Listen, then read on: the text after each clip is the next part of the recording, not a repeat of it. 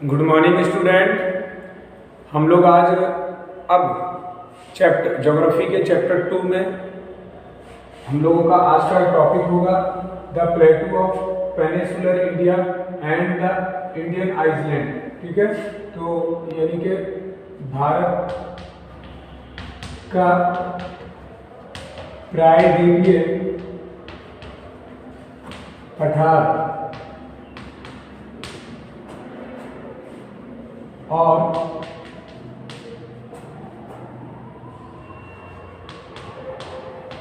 भारतीय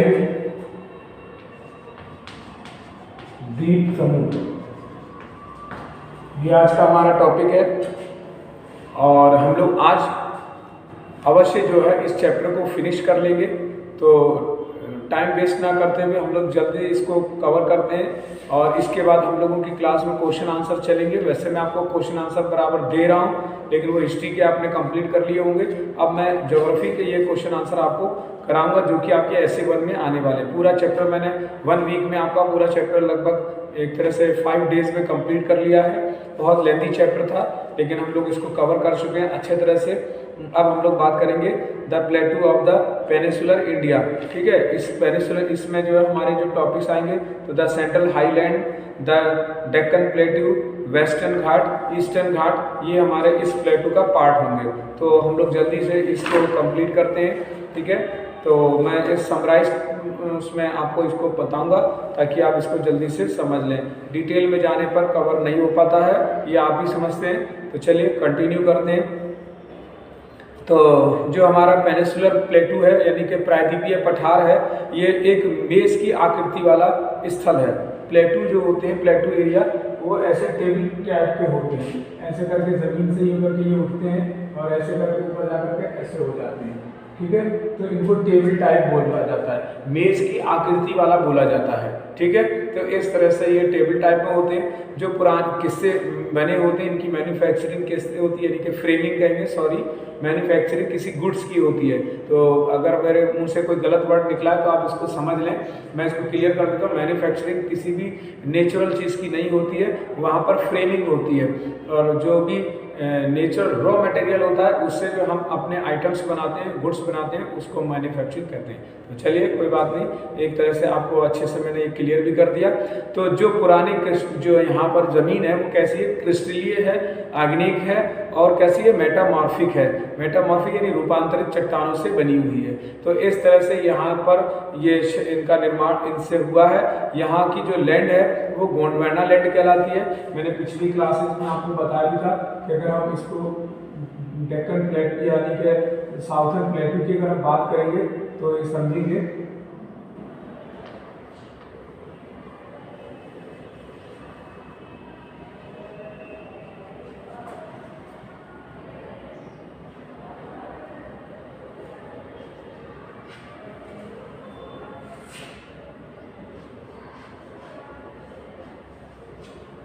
ठीक है,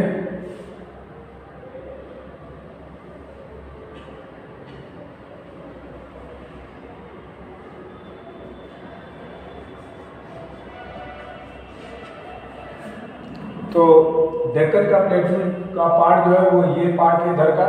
तो इस तरह से हम लोग इसको समझेंगे। तो यहाँ पर कैसी लैंड है, लैंड सरफेस, इसके बारे में समझेंगे। तो ये जो पार्ट है ये गोंडवाना लैंड कहलाता है। ठीक है, इंडिया का। इससे पहले मैं आपको बता चुका हूँ, जो अपर पार्ट था ऊपर का, ये लोअर पार्ट है। अपर पार्ट को क्या बोलते थे, अंगारा लैंड, ये टेथिस सागर के पार्ट थे, तो इसे गोंडवाना भूमि या लैंड कहते हैं। जब ये टूटी तो इसमें जो फ्लो होना शुरू हुआ अफवाह के कारण, ये एक जो है प्लेटू एरिया बना है और ये बहुत पुराना भूमि का भाग है। करीब यहाँ पर ऐसा माना जाता है साइंटिस्ट के थ्रू कि 7 करोड़ साल पहले, है ना, इस भूमि का निर्माण हुआ था ज्वालामुखी के लावा के ठंडा होने से। तो पठारी भाग चौड़ा है और छिछली घाटियों और गोलाकार पहाड़ियों से बना हुआ है। इस पठार के 2 भाग हैं, एक मध्य उच्च भूमि और दूसरा दक्कन का पठार, यानी the central highland and the आपका डेक्कन प्लेटू। तो जो सेंट्रल हाईलैंड है इसका हम लोग समझ लेते हैं इसको जल्दी से। मध्य उच्च भूमि में कौन कौन सा आता है, दक्षिण भारत के पश्चिम में राजस्थान में अरावली की श्रेणियां मिलती हैं। ये अवशिष्ट पर्वत हैं जिसकी एक शाखा दिल्ली की ओर चली गई है और दिल्ली रिट्स कहलाती है। ये दिल्ली की तरफ चली गई है तो इसे दिल्ली रिट्स कहते हैं। अरावली की जो मैक्सिमम हाइट है वो सिर्फ और सिर्फ अब 1722 मीटर रह गई है। और ये अरावली की सबसे हाईएस्ट पीक है जिसे गुरु शिखर या आबू कहते हैं। आपने माउंट आबू सुना होगा, ये माउंट आबू के जो हिल है उसकी सबसे हाई है ये और ऊंचाई है, और इसलिए इसको ये राजस्थान की सबसे या अरावली की सबसे ऊंची पर्वत चोटी भी कहलाती है। ये हिमालय का सबसे पुराने पहाड़ हैं। ये लगभग 7 करोड़ साल पहले बने थे। इसे विश्व का सबसे पुराना वलित पर्वत कहते हैं। वलित पर्वत मैंने आपको बताया था फोल्डिंग माउंटेन को कहते हैं। ऐसा माउंटेन जो इस तरह से ऊपर नीचे होकर फोल्डिंग होकर के बनता है, इसे हम फोल्डिंग माउंटेन या वलित पर्वत कहते हैं। ठीक है, तो इसे सटे हुए भूभाग में राजस्थान की उच्च भूमि पाई जाती है। यहाँ पर 500 मीटर तक ऊंचे पठार हैं। पूर्व में इसके बढ़ने पर हम जब इसके ईस्ट में जाएंगे तो हमको क्या मिलता है, इधर जब हम इस तरफ पढ़ते हैं तो क्या मिलता है, बुंदेलखंड का पठार, बघेलखंड का पठार मिलता है। ठीक है, बुंदेलखंड, बघेलखंड, और नीचे चले जाते हैं थोड़ा सा इस तरफ झारखंड आदि की तरफ चले जाते हैं, ये जो है पूरा आपको छोटा नागपुर का पठार मिलता है। ये बुंदेलखंड,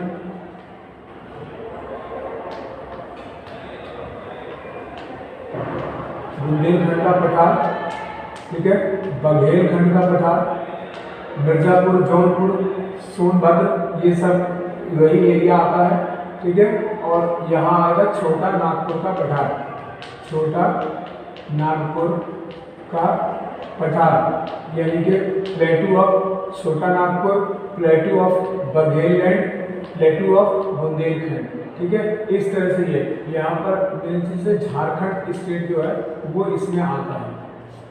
छोटा नागपुर के पठार में कौन सा स्टेट आता है, झारखंड आता है। ठीक है, तो इसमें ये पठार, इसमें यहाँ पर चंबल, बेतवा, केन, सोन, इस तरह की रिवर्स यहाँ पर फ्लो होती हैं, है ना, और उत्तर में इसमें गंगा नदी में बहती है और उसमें जाकर के ये रिवर्स मिल जाती है। बुंदेलखंड का पठार जो यमुना पार का मैदान भी कहा जाता है, लेकिन ये ग्रेनाइटिक रॉक्स की हाई लैंड है। ग्रेनाइट की सबसे ऊंची भूमि कहलाती है, जिसकी हाइट जो है औसतन कितनी है, 350 मीटर्स हाइट है इसके। इसमें बहुत सारे सुंदर सुंदर क्या रेनफॉल होते हैं, जलप्रपात हैं। यहाँ पर चंबल, बेतवा और केन नदियों की ग्रेनाइटी सतह की पर मिट्टी भी बिछी हुई है। ठीक है, अरावली के दक्षिण में मालवा का पठार है। इसके बाद जो है विंध्याचल की पाटन भूमि है, और इसके बाद सतपुड़ा की श्रेणियाँ हैं। ये सब इसके बारे में बात की जाती है। ठीक है, इस एरिया की बात कर रहे हैं हम। इस मालवा का पठार यहाँ है। ठीक है, ये सब इसी के अंतर्गत आता है, मालवा का पठार, मालवा का पठार। ठीक है, इसके बाद आते हैं इसी में राजमहल की पहाड़ियाँ, छोटा नागपुर आदि। अब ये छोटा नागपुर और इसी में इसके बीच में ये राजमहल की पहाड़ियाँ हैं। ठीक है, जमशेदपुर वगैरह इधर ही आ जाता है। और इसके साथ इसमें भारतीय खनिजों का यहाँ पर भंडार है ना। तो store house of Indian minerals, store house of Indian minerals कहलाता है। ये पार्ट जो है पूरा store house of Indian mineral के साथ साथ एक और नाम सब यानी निक नेम से जाना जाता है, और वह निक नेम क्या कहलाता है, उस निक नेम को होता है Ruhr of area of Ruhr in India. Bharat का में जो रूर एरिया है वो कौन सा है, तो छोटा नागपुर का एरिया है। रूर क्या है, जर्मनी का एक जो है राइन लेन का जो एरिया है, वहाँ बहुत सारे यानी कि खासकर कोयला, लोहा, ये जैसे जो है मिनरल प्राप्त होते हैं। ऐसे ही यहाँ पर भी ये सारे मिनरल मिलते हैं, इसलिए इसको राइन यानी कि इंडिया का रूर एरिया बोला जाता है। ठीक है, अब आ जाते हैं दक्कन के पठार पर। Deccan प्लेटू, the Deccan प्लेटू is the triangular land mass in lies of the south of the river Narmada. The Satpura range flanks its broad base in the north, while the Mahadev, है ना, Kaimur hills and the Michael range from its eastern extents, है ना। तो the Deccan Plateau higher in the west in slope of the eastwards an extent of the plateau is also visible in the north east, ठीक है। तो and locally now as the Meghalaya, Karbi Anglong and plateau of the north Cachar hills, ये इसके अंदर आता है। यानी कि दक्षिण भारत का जो ये उच्च भूमि का क्षेत्र है, यहाँ पर काफ़ी ऊंचा और बहुत लंबा फैला हुआ है ये, और अत्यंत यहाँ पर पुरानी रॉक्स यानी चट्टानें पाई जाती हैं। यहाँ की चट्टानें एक तरह से कड़ी और रवेदार, यानी कि रब में ऐसे ऐसे यानी बलुआ पत्थर जैसे होते हैं, उस तरह की चट्टानें होती हैं। जैसे कि आपका रेड फोर्ट आगरा का बना है, जिससे है ना लाल किला, दिल्ली और आगरा का लाल किला, जामा मस्जिद, ये सब रेड फोर्ट से बने हुए हैं। तो इस तरह से ये इसके अंतर्गत आता है। मैं आपको एक एग्जांपल ये भी दे सकता हूँ कि जो आपका विद्या निकेतन स्कूल है, इसके बाहर जितने भी टाइल्स लग रहे हैं बड़े बड़े पत्थर के, वो सब यही इसी रॉक्स के बने हुए रब रॉक्स कहलाती है, रेड या सैंड रॉक्स कहलाती है ना, रेड सैंड रॉक्स, लाल बलुआ पत्थर कहलाती है। तो इससे ये वाला यहाँ पर है। इसके साथ साथ यहाँ ज्वालामुखी उद्गार से निर्मित लावा प्रदेश भी है, यानी कि lava region of Deccan traps. Deccan traps में लावा रीजन पाया जाता है। यहाँ बहुत चपटे पहाड़ मिलते हैं, जैसे सतपुड़ा की अजंता और एलोरा, जो कि महाराष्ट्र में आ जाती है, नागपुर में उनके और उसके बीच में मौजूद है ना, औरंगाबाद के। तो ये यहाँ पर पाई जाती है। यहाँ बेसाल्ट रॉक्स भी पाई जाती हैं, और यहाँ पर काली मिट्टी यानी कि रेगुर या ब्लैक सॉइल को रेगुर भी कहा जाता है, तो रेगुर भी पाई जाती है। ये कपास की मिट्टी के लिए बहुत उपयोगी होती है। साथ ही साथ अजंता की पहाड़ियाँ ताप्ती नदी के भ्रंश क्षेत्र में पाई जाती हैं। भ्रंश को कहते हैं रिफ्ट एरिया। मैंने आपको बताया था कि जब प्लेन एरिया होता है, जब नीचे धंस जाता है तो उसे रिफ्ट या भ्रंश बोलते हैं। तो भ्रंश एरिया भी यहाँ पर पाया जाता है। यहाँ ताप्ती को छोड़कर सभी नदियाँ दक्षिण से पूर्व की ओर बहती हैं। सिर्फ ताप्ती रिवर जो है इधर से इस तरफ बहती है, ठीक है, तापी बोलते हैं इसको, है ना। जबकि अदर जितनी रिवर है वो इधर से इधर बहती है, इधर से इधर फ्लो होती है। कृष्णा है, कावेरी है, गोदावरी है, ये सारी रिवर्स इस तरफ फ्लो होती हैं नीचे की तरफ, ठीक है। तो इस यहाँ पर ये सिर्फ एक रिवर ऐसी है। इसके 2 पार्ट्स हैं, है ना। एक को हम लोग क्या बोलते हैं, पश्चिमी घाट, और दूसरे को पूर्वी घाट, यानी कि वेस्टर्न घाट्स और ईस्टर्न घाट्स। इसको वेस्टर्न कोस्ट भी कह सकते हैं, ईस्टर्न कोस्ट भी कहा जा सकता है। दक्कन के पठार का दक्षिणी भाग मुख्य दक्कन प्रदेश यानी कि मेन दक्कन रीजन के नाम से जाना जाता है। यहाँ पूर्व में घाट की पहाड़ियाँ स्थित हैं, यानी कि ईस्टर्न जो घाट है या ईस्टर्न कह सकते हैं कि कोस्ट एरिया है, वहाँ पर बहुत सारी हिल्स हैं। पश्चिमी घाट और पूर्वी घाट की श्रृंखला में बहुत अविच्छिन्न नहीं है, यानी कि बहुत ज़्यादा अलग अलग डिफरेंस नहीं है, दोनों लगभग मिलती जुलती हैं। थोड़ा सा एक डिफरेंस ये कि इस रेंज में तो हिल या पहाड़ियाँ ज़्यादा हैं और ऊंचा पार्ट है, लेकिन इस साइड में कोई हिल या पहाड़ियाँ ज़्यादा नहीं है। तो इधर प्लेन एरिया ज़्यादा है, इधर प्लेन एरिया कम है, ठीक है। तो इस तरह का ये पार्ट इसके अंदर आता है। प्रायद्वीपीय पठार रत्नागर्भ कहलाता है। यहाँ लोहा, कोयला, तांबा, मैग्नीज, अबरक यानी कि माइका, है ना, चूना पत्थर, सोना, हीरा यानी कि डायमंड, इस तरह के खनिज पदार्थ यहाँ पर बहुत पाए जाते हैं। वर्ल्ड का सबसे फेमस डायमंड जो था कोहिनूर डायमंड, ये आपके यहाँ गोलकुंडा की जो पहाड़ियाँ हैं, इस जगह पर आंध्र प्रदेश और कर्नाटक के बीच में यहाँ से जो है वो हीरा प्राप्त किया गया था शाह वंश के द्वारा। बाद में से औरंगजेब को प्राप्त हुआ और उसके बाद से शाहजहाँ, और उसके बाद अन्य लोगों के पास होते हुए अंग्रेज के पास में आज मौजूद है। इंग्लैंड में हमारा कोहिनूर हीरा मौजूद है। यहाँ पर बहुत सारी दूसरी पहाड़ियाँ भी हैं, जैसे तेलंगाना की, कर्नाटका की, मैसूर की पहाड़ और पठार यानी प्लेटू एरिया मौजूद है। यहाँ पर सबसे फेमस जो हिल है उसका नाम है बाबा बुदन, है ना, आयरन हिल्स बोलते हैं। बाबा बुदन की पहाड़ी को इंग्लिश में आयरन हिल्स कहा जाता है, ये भी यहाँ पर मौजूद है, ठीक है। तो इस तरह से ये है। और लास्ट में जो लास्ट उसका पार्ट है वो कन्याकुमारी कहलाता है। ये नीचे का सबसे लास्ट का पार्ट है, ये एरिया जो है कन्याकुमारी कहलाता है। कन्याकुमारी कौन कहते हैं, ये यहाँ पर स्थित है। अब आपका जो है लास्ट बचता है आपका आइसलैंड। तो जो इंडियन आइसलैंड है भारत के, ये टोटल 572 आइलैंड्स हैं इंडिया में।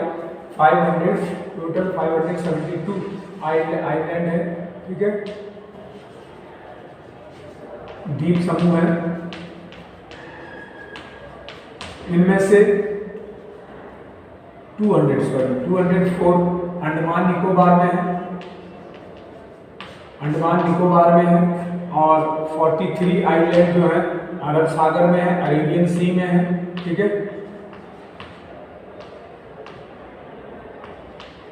ये जो पार्ट है लक्षद्वीप समूह में पाया जाता है। 36 आइलैंड लक्षद्वीप में, बाकी दमन द्वीप और यहाँ कुछ दूसरे द्वीप है जो मुंबई आदि के पास में, उनको मिलाकर के 43 हो जाते हैं। और 204 जो है वो कहाँ पर है, अंडमान निकोबार आइलैंड में आ जाते हैं, ये आइलैंड है। ठीक है, और कुछ यहाँ पर दूसरे आइलैंड जो है यहाँ उड़ीसा आदि में मिलाकर कुछ ये जो हमारा ये पार्ट आता है श्रीलंका की तरफ है ना, मोहम्मद द्वीप कहलाता है, इन सबको मिला लेते हैं तो 527 आइलैंड हो जाते हैं। तो इस तरह से हमारे ये हैं, इनमें से बहुत से द्वीप बहुत ज़्यादा वो भी हैं, कुछ ज्वालामुखी द्वीप भी हैं इनमें से, जैसे एक यहाँ पर बैरक आइलैंड है, बैरक द्वीप है जो कि एक्टिव वॉल्केनो एरिया है। इस तरह से अदर्स यहाँ पर जो है, यहाँ पर वो